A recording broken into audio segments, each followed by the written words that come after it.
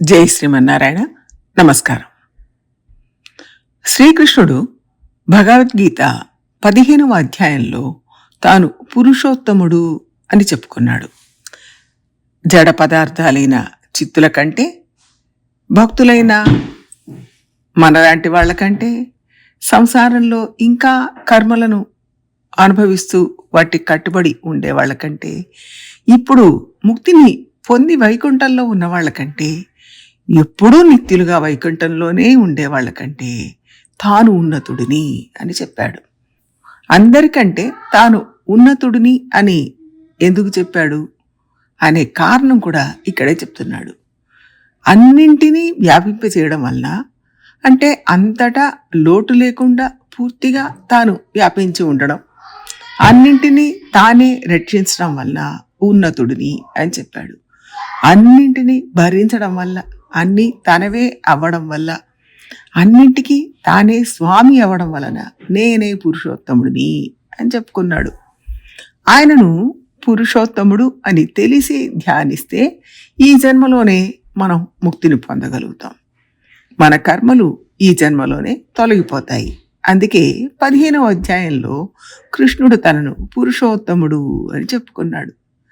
దానిని ఎవరైతే ఒప్పుకుంటున్నారో వాళ్ళు దేవతలు. దాన్ని ఒప్పుకోకుండా ఈర్ష్యపడేవాళ్ళు, వ్యతిరేకించేవాళ్ళు అసురులు అని 16వ అధ్యాయంలో చెప్పాడు. అంటే 15వ అధ్యాయానికి 16వ అధ్యాయానికి సంబంధం ఉంది.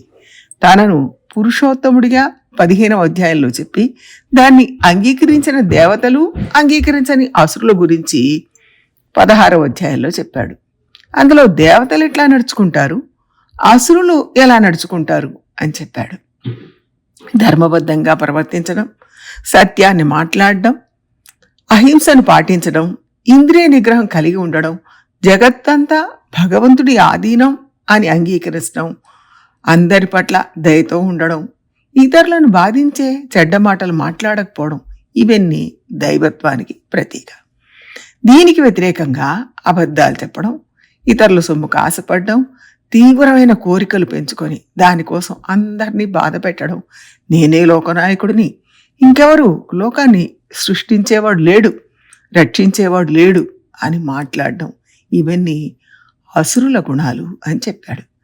దాని తర్వాత వచ్చే 17వ అధ్యాయంలో దాని కొనసాగింపుగా ఒక ప్రశ్న వస్తుంది.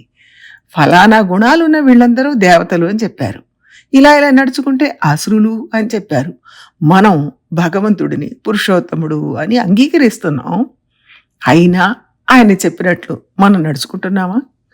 ఆయన శాస్త్రంలో చెప్పినట్టు మనం ఆచరిస్తున్నామా? కృష్ణుడు మనం అలా నడుచుకోవాలి అంటున్నాడు. శాస్త్రంలో చెప్పినట్టుగా నడుచుకోవాలి. అలా శాస్త్ర ప్రకారం నడుచుకోనివాడు ఈ లోకంలోనూ మంచి జీవనం గడపలేడు, పరమపదం కూడా లభించదు అని స్పష్టం చేశాడు. మరి భగవంతుడే అంతా అని ఒప్పుకున్నా ఇంకా మనం శాస్త్ర ప్రకారం ఎందుకు నడుచుకోలేకపోతున్నాం, ఎందుకు దానికి వ్యతిరేకంగా నడుచుకుంటున్నాం అని అర్జునుడికి సందేహం వచ్చింది. అదే అడిగాడు. దానికి కృష్ణుడు, అర్జునా, దానికి కారణం నీ కర్మలు, అందువలననే నువ్వు అలా నడుచుకుంటున్నావు. నీలో సత్వగుణం తక్కువగాను, రజో తమో గుణాలు అధికంగాను ఉన్నాయి. క్రమంగా రజో తమో గుణాలను తగ్గించుకొని సత్వగుణాన్ని పెంచుకోవాలి అని కృష్ణుడు 17వ అధ్యాయంలో చెప్పాడు. శాస్త్రం చెప్పినట్టుగా నడుచుకునే వారికి ఉన్నతమైన ఫలితం దొరుకుతుంది.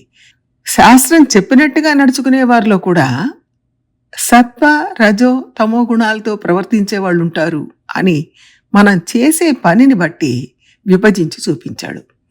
యజ్ఞంలో ఈ భేదాలున్నాయి, దానంలోనూ ఈ భేదాలున్నాయి, తపస్సులో, ఆహారంలో, అన్నింటిలో ఈ 3 భేదాలు ఉన్నాయి. ఉదాహరణకు మనం దానాలు చేస్తుంటాం, అందులో 3 రకాలున్నాయి. సాత్విక దానం, రాజస దానం, తామస దానం అని ఉన్నాయి. ఆహారంలోనూ ఈ 3 భేదాలు ఉన్నాయి. యజ్ఞంలో, తపస్సులో, అన్నిట్లో ఈ 3 భేదాలు వస్తున్నాయి. అన్నిట్లో శాస్త్రం చెప్పినట్టుగా ఏ ప్రతిఫలాన్ని ఎదురు చూడకుండా ఒక తపస్సు కానీ దానం కానీ చేస్తే అది సాత్వికం. నాకు పేరు కావాలి, నాకు ప్రతిష్ఠ కావాలి, గొప్ప కావాలి అని మూర్ఖంగా చేస్తే అది రాజసం. ఈ 2 కాకుండా బద్ధకంగా చేయడం, మొక్కుబడిగా చేయడం, దానం పుచ్చుకునే వారిని అవమానపరచడం, ఇవన్నీ తామస గుణాలు. దీంట్లో సాత్వికంగా ఉన్నదాన్ని అలవాటు చేసుకొని మిగిలిన రెండింటినీ క్రమంగా తగ్గించుకోవాలి అని 17వ అధ్యాయంలో చెప్పాడు. అంటే సత్వగుణంతో చేయాలి, అప్పుడే ఫలితం బాగుంటుంది. అది ఎవరు చేస్తారు? దైవీ గుణం ఉన్నవాడే చేయగలుగుతాడు. సాత్విక గుణం ఉండడమే దైవత్వం. అలాంటి వాళ్ళే భగవంతుడు పురుషోత్తముడు అని అంగీకరిస్తారు. నేనే లోకాన్ని నడుపుతున్నాను అని అనుకోరు. అలా కాకుండా భగవంతుడిని పురుషోత్తముడు అని అంగీకరిస్తారు.